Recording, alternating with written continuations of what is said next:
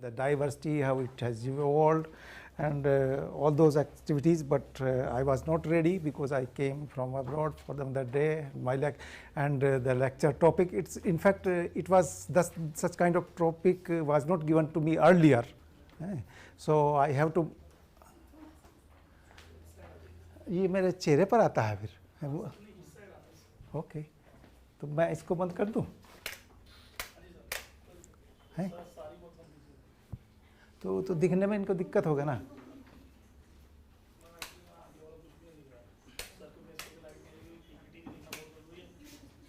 All right है, सी सो मेरे face पर आ रहा है, आंखों पर इधर,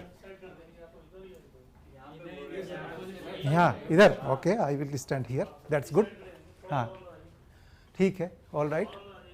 और अंदर आ जाऊँ, all right, that's good. That's good, I can.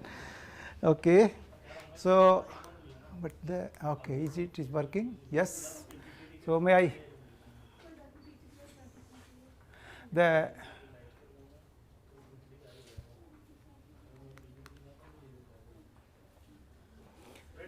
okay, thank you. The topic is exploration collection, status, priorities and future thrust. Okay, so going to that, I will start from the background of this diversity that I thought to tell you what we are using, how it is important, what we have, how that we are losing, then now what is our priorities, what is our status, like all those things. So I will tell you that 10,000 years ago humanity began great experiment. This means the harvesting wild seeds plants, domesticating them. So that's the important, and they started choosing plants varieties that yielded most food, best even drought years. They started domesticating animals, well, harnessing them, power for and using meat, drinking their milk. Important is the diversity of the plants what they had at that time has allowed to the farmers to select strains of the plants and the breeds of animals to meet their specific needs. I would like to tell you the background, how the agriculture came in today, what we are using. Okay, then so the genetic diversity is very essential for continued sustainability of the world agriculture production. That's the basic thing what we are, that's why it was the first lecture was kept you. Important thing what the Dr. Gangopadhyay was showing to you just before in the previous lecture, hidden genetic diversity plants hold the key for improved yields. Okay, to have the more to eat, more nutritious food. The important is that it's not the diversity among the species what we look at. Okay, it's the within the species, the diversity what is available, that is more important. What the Dr. Gangopadhyay was talking about you, that's more important for us that we use. Okay, and another thing is the 4 plant species, that's wheat, maize, rice and potato, that's giving to around 60% or more food what we are using. This is the so that's we are using the nutritional factor, nutritional diversity or nutritional value, that's decreased. There's only 4 crops of that. It is all around all over the world. These are the major 4 crops contributing our major requirement of the carbohydrate and the food requirement. So these are the things. And another demand is growing, but why it is leading to us uniform high yielding type of plants and animals we are growing. So what we are doing, we are abandoning the diversity because we are focused selection, focused improvement, particular trait for the yield or particular like that. So that's reducing the diversity. So and that gives the opportunity to infect disease, pests, and decrease their resilience to the abiotic stress, means the drought and other things. So these are the. So this is about the diversity, how it has created, what are the forces behind that. So forces that creating the diversity, the natural selection, that's the plants are exposed to different kind of environmental conditions. Among them the selections takes place, which is the fittest best, which is the best fit. It happens among the human beings also and the plants also. You might have read it that they multiply, their progeny They are able to produce their only progeny, which are the best fit the condition. That's the natural selection. Hybridization, introgression, that you know, so many, that's in the plants, how they hybridize, they produce seed through that. Then mutation has played a very big role in the evolutionary. So many species have evolved through the mutations also. Then polyploidy also, you know, there are several ploidy species, moose, banana, sugarcane, cotton, there are so many species are there which have evolved through that. So one example in the maize I have given that these are the teosinte, which is the base from which its maize has evolved. Then the modern corn what we have, that has come up from there. These are the different stages of evolution, how it has. I will not take much time. I talk about the mutation. Mutation, you can see the variability through the mutation have developed in the carrot. That's the thing. It has played, several species have, more than 1,000 varieties in India has been released through the mutation breeding. Earlier during, I can tell you, during 70s or up to 80s, the mutation breeding was very popular. It was being used very large scale. So this is the, you can see the how the monococcum, from this wheat, it all they have evolved. This is monococcum, the Cerci, then AB genome, Toshai D brought the D genome, then ABD genome, ST1 had it. So you can see the, this is the all the genomes in the wheat, cultivated wheat, and the others, Terzidum, Timophilae, STM, all these things, therefore we got the STM 42 genome. And you see the artificial selection, Brassica oleracea, common wild mustard, from which through the selection these are the several the cultivated Brassica species have been developed. But you can see here the common ancestor, these are the common ancestors. 45 to 60 million years ago, the rice and sorghum had the common ancestor, and after that 40 to 45 million years, rice as well as the wheat, barley and brachidium, these were the common ancestors. So this is the 3 to 4 million years the barley and wheat had the common ancestor. So this is the evolutionary process what I wanted to emphasize here. Coming to the Indian context, we have the 2.4% of the global land area, 7 to 8% of the recorded species, then 18% of the population. This is the biodiversity, and 5.6% of the world GDP. This is our what we have in our land, then the recorded species that we have to then. So the slide was to show you that very large area, very high number of species, but we have to manage them. This is Indian context. PGR have already been told to you, where we deal seed, vegetative, propagule, tissue, cell, pollen, DNA molecules, etc. Must have the plant origin and potential value that can be utilized in crop improvement. This is the thing. So spectrum of PGR, I think I would have been explained to you. I can skip this. Okay, thank you. Then what is the importance that I would like to tell you that we use as a crops per se several. My slide will show some of the crops still we are taking up. New crops are being identified, potential crops. That's future slides with the varieties per se means the so many varieties, particularly in vegetable and the fruit trees, have been directly released. What we have collected from the farmer's field and brought here, provided them, gola, say, so many in mangoes, so many varieties. Directly PGR has released. So you already know. Gangopadhyay explained the genes for plant type adaptation this provides, that's all comes from PGR. Important is diversification cropping farming systems that I will tell you later on also. Then you know the Haryana, Punjab, Western UP, they all have gone to monocropping and all those things.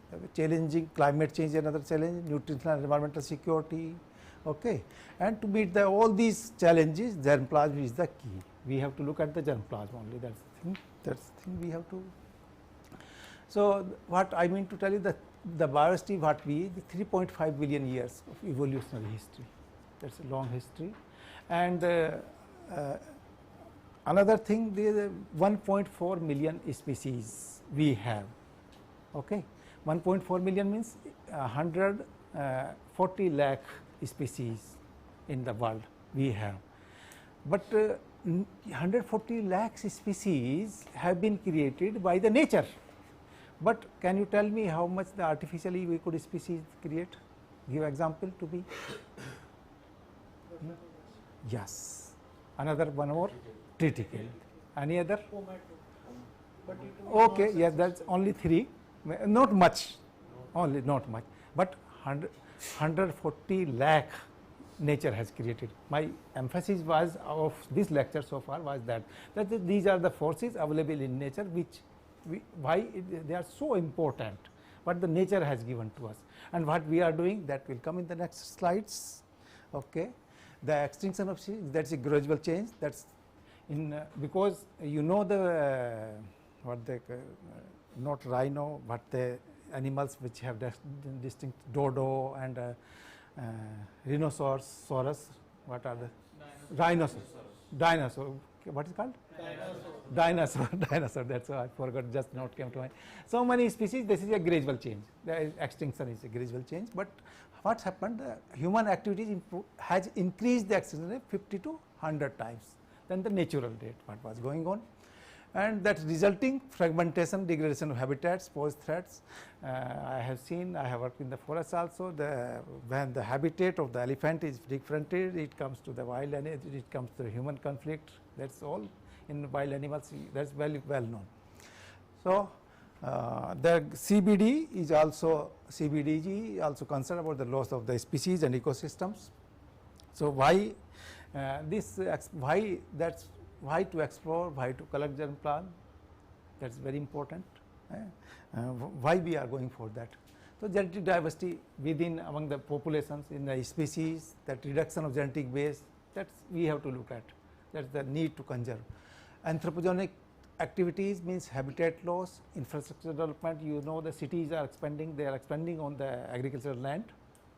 Okay. Then monoculture, I already told you, in Haryana, Punjab, I have given a changes land use pattern. Land use means the land meant for agriculture is being used for some other purposes. That is land use change. Okay. Then the climate change. You know that somebody might give you the example that the apple which used to be grown at the lower elevations now going to upper sides, our glaciers are receding. So these are the things. Then calamities, you can see in this picture, these are the cyclones in Odisha, so it creates lot of havocs, these are the create. So epidemic diseases, citrus we have seen in the northeastern region really, and the citrus sanctuary, as well as I was in Tripura, there is a lot of the plants of the trees of the citrus are dying there. Then invasive species, these are the things. And in the next slide you can see the, I think color is not apparent, yes, this is the endangered one category. This part is having the lot of diversity, Western Ghats area, but having the maximum number of the endangered category. Whereas this is the statewide distribution, threatened angiosperm, what are the threats, how much the species, that's the size of the giving you the how much are the vulnerable, near threatened. This is Indian context, what I am giving you. So the N.I. Wawilo developed the theory of center of origin of cultivated plants, and he told that it's not that the plants were domesticated randomly anywhere else in the world, but it was a certain place, it's not randomly anywhere the plants were domesticated, and that so the regions are there are certain regions where the domestication has started, the center of origin, that is called the center of diversity, center of origin. So these are the 8 centers you might have already studied, I don't need to explain. So this is important, but if you look at the things where this is the diversity maximum is in the tropical and the subtropical areas, not in the alpine and other zones. If you look at that part and the down part, that's not that. So this is very important. And this is very important work in case of the plant genetic resources in N.I. Wawilo. His colleague Zhukovsky have corrected the fact, then he gave the 12 centers and then he started he corrected, further refined that work in 65, it was 35, then it's 65, Chinese, Japanese, like starting from the one, then Indo-Chinese, Indo-Russian, this part, third Australian part, we came the Hindustani region, that's 4th, 5th part, Central Asian, that's 5th Central Asian, Near Eastern region, 6th. So these are he further refined them, and that's give you the idea that where the plant, these have evolved, originated. Coming about the India, 4 of the 35 biodiversity hotspots, which we Western Ghats, Eastern Himalayas, these are the things which we have. And important is the 168 crop taxa, these have originated or have the rich diversity in India. That is a very significant number we are here. So, and around 1000 wild edible plants species. This is India is one of the rich centers in the world. And this is about the major crops having the Indian origin. This is important for you to know that rice, we have the largest diversity, that Japonica type, what Indica type, and in China also has the good diversity. And you know the Chhattisgarh is known the rice bowl. Right? Okay. So we in our gene bank, the maximum we have the around more than 1 lakh accessions of rice. That's the main crop, our largest diversity. Still we are finding a lot of diversity in rice. Then millets also, the codominant millets. Then among the grains, the black gram, Vigna Bungo, moth bean is also, that's in Rajasthan found, that's important crop. Pigeon pea, it is Indian origin, okay. Horse gram. Then among the fruits, if you look at the mango, banana, these are our crops. Jamun, jackfruit, then citrus, gene sanctuary, central. So these are the Karisakar, the Khirni, Manilkar accent under threat already. Khirni in India. These are the very important species. Falsa, bale, wood apple, Garcinia indica. These are our species which have, for which the diversity we have in India. Nowhere else in the, but there may be some other species. Among the vegetables, the eggplant, solanum, ridge gourd, smooth gourd, and round gourd.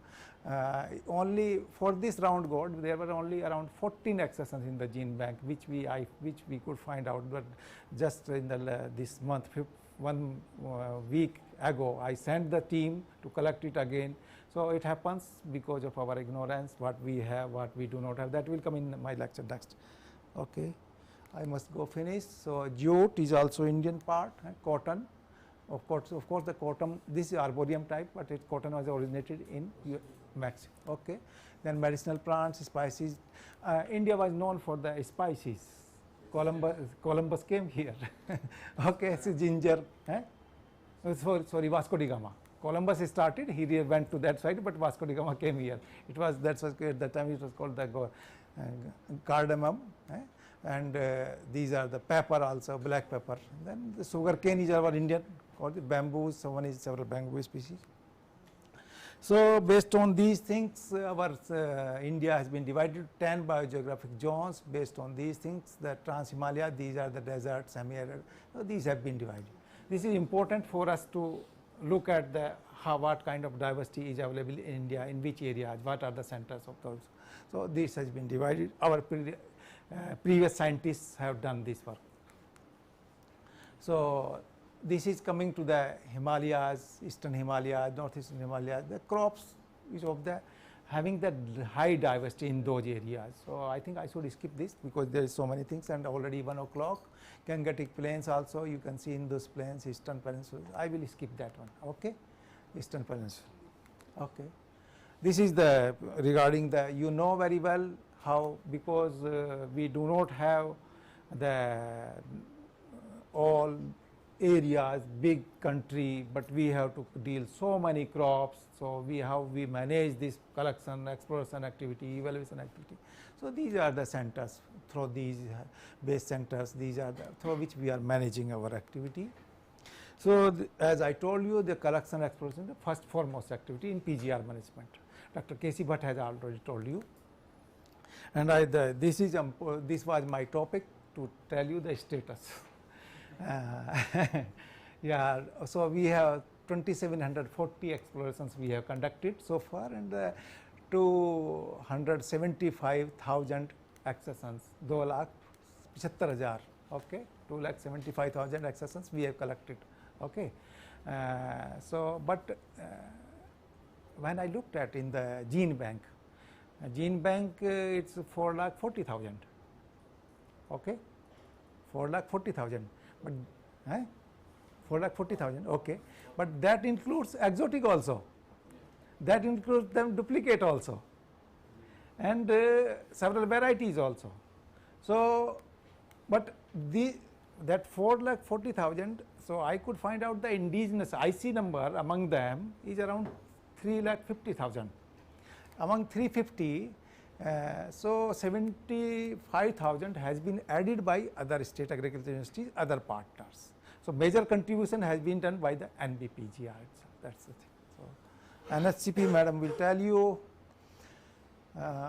digitizing also part she will tell you, Anjula. So this is the 12 groups, 13 groups we have made, and the accessions serially I have put it maximum in cereals, followed by in vegetables. Vegetable is a big group, you know, several vegetables, then pulses, then medicinal aromatic plants, oil seeds, then these are the things. So this is all about. Then this is another topic, what is our priority, what is our future thrust, now what we have to do. So the mapping and documentation of plant diversity, that is the important thing, because for exploration collection we must know what is available in India, in which district, which part, and what kind of diversity is available, what are the crops available, for which the PGR atlas could be one thing which we should have made, but that's a big job. We could not do that one, but that's really require a lot of efforts, but this is our priority. And identify vulnerability, what are the vulnerable species, what are the vulnerable areas. Important is study trends in diversity, predict impact of climate change. These are the things which this is our priority, which we have to take up. Okay, conservation, use of natural resources. This is to, and then build the database. Then how you can do that for your purpose, for your knowledge. I would like to tell you that the PGR database 6,40,000, this our IC number is going on nowadays. What we are doing, that is one information, one database that we can use. Then the herbariums, we have herbariums in the Kolkata, here also in FRI Dehradun, BSI, and the secondary information that we can use, because herbariums are the database that provides us the information. Then we can use the real-time remote sensing, GIS ground truthing, that also we have to do, that can also give you, because the remote sensing is nowadays has been very good tool to tell what are the habitats, whether it is a lake, whether it is what pine forest, what kind of forest, what kind of things, agriculture crops, that can be, that's very good help. Then we have to document the BAP, document the unique trait characters, areas of occurrence, richness, distribution, in situ sites, all those things is required for this. I already told you that gigantic tasks, we have to include the entire NARS, National Agriculture Research System, Botanical Survey of India, COSAR, so many partners. Okay. This is another thing, recent development has been talked about, agrobiodiversity index. This is very recent, means in 16 there was a first agrobiodiversity congress held at Delhi, and in which the Biodiversity International proposed this thing, that we have the index for trade, that is the what is that everyday trading that's going in the Super 50 or Bombay Stock Exchange, and there are so many indices, hunger index is there, so many, but we don't have any index for the biodiversity. So for that there is no consistent way for the governments, private to make assess the agrobiodiversity for in food system, track changes, measure the influence that has on other issues sectors. So it's a new tool to measure food system diversity and its sustainability. Okay, it's a consistent long-term tool to manage agrobiodiversity across 4 dimensions. First is the nutrition, then what we eat, whether how is diverse our diet, then production system, what kind of the crops and their variety we are producing, what is the seed system, how much the variety seeds are available to the farmers. What is the seed system? Say in this regard, I would like to tell you, so far the farmers varieties we are registering, providing under the PPPFRA Act, this authority means protection for 18 years I think, but there is no system exists in the country to bring them in the seed system. Means the DAC gives the indent to multiply this nucleus seed, breeder seed to the companies, and that seed should go to the farmers, but there is no system for that. That's the seed system I am talking. Then conservation aspect, with what is the conservation status of the diversity which we have in the country. So these four help decision makers, that investors, companies, farmers, to ensure that food system are more diverse and sustainable. So healthy diverse diets, diversity supplying seed systems, multiple benefits, and conservation of agricultural diversity, these are the things which we have to. Then we have to prioritize the species, because 168 species they have the diversity and origin in India, but if you look at me as a head exploration region, I have to deal all the cereals. I have listed you the 12 groups, and each group consists a lot of species, several number of species. It's not possible for me to do everything, all the things, but now the pressure is coming, all the things. So we have to prioritize the large number of crops, tree species, majority. Everything is useful, have economic environmental value.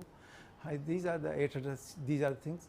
So we have to prioritize based on economic importance, then immediate need in breeding, trait specific material is required for that, trait specific, then root stock, then what is the threat level, RET species, then the most vulnerable area, these are the things we have to look. Then conservation requirement for posterity, gene pool collecting, then these are the things which we have to, resource availability.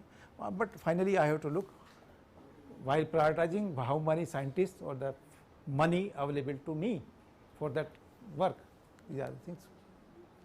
Then accordingly I have to prioritize the areas also, that what are the centers of diversity, then hotspot, then Himalayas, northeastern region, western Ghats. Unexplored, underexplored areas have to be on priority. Then trait specific hotspots, what are the niche areas, means there are several species which are found only in particular that area, hit that limited, very limited to be 10 kilometer, 15 kilometer, all that. There are several examples, there are several examples. Then tribal dominated, remote difficulty, tribal dominated, they are the custodians of the diversity. If you look at in the country so far, the which area has the good quality of land, good water, the resources, they have gone for the cash crops, for the money yielding crops like rice, wheat and all those things. But still there is a lot of diversity available only nowadays in the country, or mostly in the tribal dominated areas, or the rain fed areas. Rain fed areas are also having some constraints. So because you cannot grow the high yielding varieties there. The high yielding varieties are very input responsive. As much input you will provide, they will respond you. But so we have to, that's why so these grid surveys, Dr. Bhatt might have told you, okay. Then coming to the wild relatives. So I told you about this, then about the wild relatives, Dr. Gandharv Upadhyaya already told you about that, but the requirement is now more, because we have narrowed down the genetic base, and to broaden that genetic base, bring out the genes for disease, pest resistance, abiotic stress, we have to bring out the material from them, and these are available in the wild plants. If you look at the wild plants, they are mostly grown in the wild wasteland areas, they are not in the cultivation. So they have the genes, they have the broad genetic base, that's okay. So in India, we have prioritized, my scientists have prioritized 833 species under these 13 groups for 168 crops. Okay, these are the families. So among them, in the gene bank, we have around 13,000 accessions of 1106 wild species of here. These include the exotic ones also. Okay, we came down to 238 species.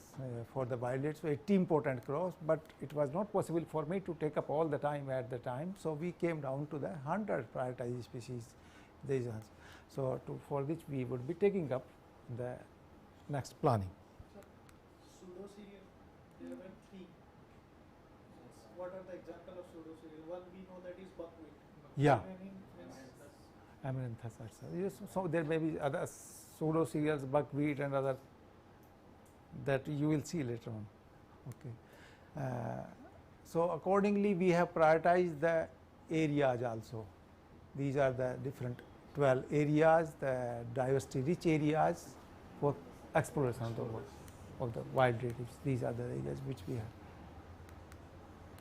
Then we have our database has 6,40,000 database we have, and so many species what we have collected already. So what is left now? Where should we go? What should we collect now? That is the important thing. What is left? So for that we are going for the gap analysis to augment the diversity. That analyze at the genetic geographical diversity crops, wildlife, and detect incomplete germplasm collections, what we have not collected. These are the 4 steps which I would like to skip now, okay. But I will tell you these are the different. So passport data, gene bank conservation data, we have to database. Then 4 important thing is the geo coordinates, the latitude longitude is very important in this case. Without that we can't say. We must have the information of the state, district and the village or something like that. Without that we can't say. That is most important. Then we make the georeference maps and integrate on the format data analysis that you will see. Then crop diversity, we can add some other characteristics of these traits also on that, and accordingly we can. So this is the thing we could do so far. So IC accessions we have collected in case of rice 99,000, maybe figure may vary because this is indigenous one. What the total they are telling, that's all include exotic also, but this is indigenous accession. Having the out of that, if you look at only less than 50% are having the geographical locations. So source collections, this is 54,000, we don't know their collection sites because this collection has started long back in 46, okay, and at that time GPS were not being used. GPS we started using after 90s, and before that there has been, it's every gene bank, every place the database, when you handle a large number of database then the mistakes are quite common, okay, this happens. So gene bank correct location we could find out that much, and that we could find out the gap that much only. So this we had done on this limited number of crops so far, which we have to, Dr. Archak will give you more details. He will give you an entire gene bank collections, all those things that will be giving you on the map itself. He will be showing, but ours is a little bit different. We have to find out the areas, species also. So this is a georeference agrological map. That was the agroecological map I showed in the first. These are the different regions where the located. These are the prosumulate. This, if you see at its small, you can find to that these areas, okay. So this is about the rice, 44,000 accession. This is about the maize. This is each collection site has been plotted on the map. This one dot gives you one, maybe 2, if it will overlap, okay, like this. Sorghum, foxtail, these are this. Another important thing is in situ on farm management.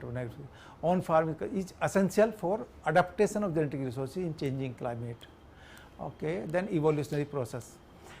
You know, the material kept in gene bank will remain static. Whatever the genotype, genetic constitution was, it will remain as such. Okay, but the climate is changing.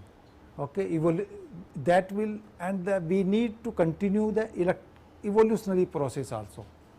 And the majority of, you know, the cultivation agriculture is increasing. Everyone is going for the hybrids, improved varieties. So we as well as these degraded areas, forests are under threat. So we must conserve, we must provide them the space where these wild plants as well as the land races, farmers varieties can continue to grow over the centuries.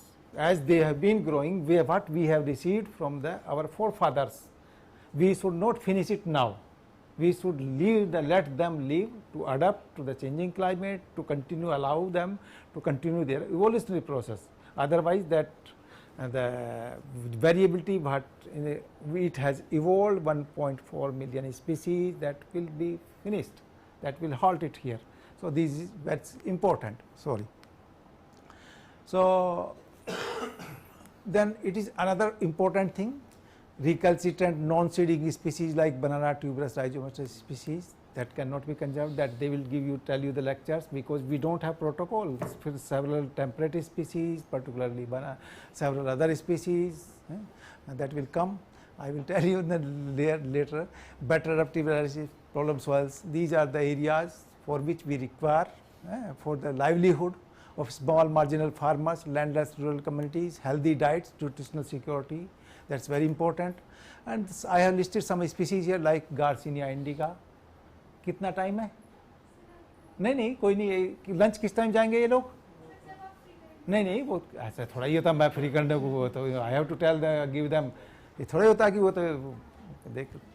Okay, we don't have conservation protocol, kokum, jackfruit, then moringa, but jamun also, then we don't have. So these are the several minor fruit species. Khirni I have told, chironji we are conserving. So these are the important, which are rich in nutrients, antioxidants, and source of livelihood remote villagers in regional food tribals. I have not included the photo. So this is about the big large number of species which we have to deal. Aromatic plants, they are the rich in biomedical molecules also, which we have to take, because these are the this medicinal aromatic, they are the most, they are overexploited. So they also require in situ conservation. For always most of these companies, Dabur and etc., they are collecting from the wild. So that's also the diversity, variability that is. And while many of the species are habitat niche specific, okay. So we have in situ conservation essential. We have followed two-pronged approach, which this is our priority now. First, to identify diversity rich habitat niche specific sites for selected CWR, minor fruits, for economic value. Then declaring them as in situ conservation site or biodiversity heritage site is under the Act is already available, and take up their management plan for long-term protection conservation, involve all stakeholders, communities, state biodiversity board, state forest department.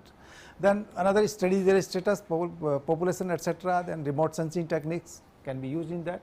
So I have taken up this initiative, and I could get the permission of the Assam state government to conserve the habitat of wild rice one. Okay. So these are the some selected sites which we could can take up. These are the main stripping about the fruit trees I have been talking to you, which we can be very good lively source of the rural community, tribal communities. Photographs I am not showing here there, but then another aspect is mainstreaming agricultural biodiversity. That's another thing, that the land race for cultivation, farmers varieties were under cultivation, they are eroding very fast. Now we are trying, taking from the madam, from the gene bank, and giving that to the farmers, so that the because these varieties are well adapted to the climatic conditions, means low rainfall, erratic rainfall for those things, as well as they are nutritionally better also. And now the you know the organic farming is taking place, and their taste quality is better. So this is another activity which we are taking, and I told you key institution in the country which can provide. Madam can only provide this material from the gene bank. Okay. So this is another activity is community seed bank. That's also we are taking up. There is a formal seed system from the DAC government, then private seed companies, but in the remote tribal areas, there is no system exists, as well as there is no system. I told you that these are the varieties, land races are not under the seed system. So community seed bank is also we are developing. There is a good lecture, can be a bit long lecture for this itself. So I am skipping that one now. So, madam, last time hone wala genetic resources, leafy vegetable. If anybody would have been from the northeast, if you look at this leafy vegetable is in their every day, every time. This is in their diet. I have lived there 7 years, but that's every time they like it and they every day. So this is information was not available to us, that we have compiled it. This is very important thing, that leafy vegetable. That's okay. So these are the crops, madam, perilla, etc., kalinda. These are the crops we have been prioritized for research. Here there is one network project is also going on. They might be, madam, if madam I have kept any lecture for that, then they will be showing you. Then this is the diversity explored, collected by NBPGR. Dr. Bhatt have shown you. Okay, all right. These are the things. Director may also show you these photographs. Foxtail I collected from Nagaland. This is the variability Gujarat. This is the from Manipur, Mizoram. This I collected from pulses variability from Sikkim. I think it is the last. Yes, thank you. I think this I wanted to convey you in short that what are our priorities.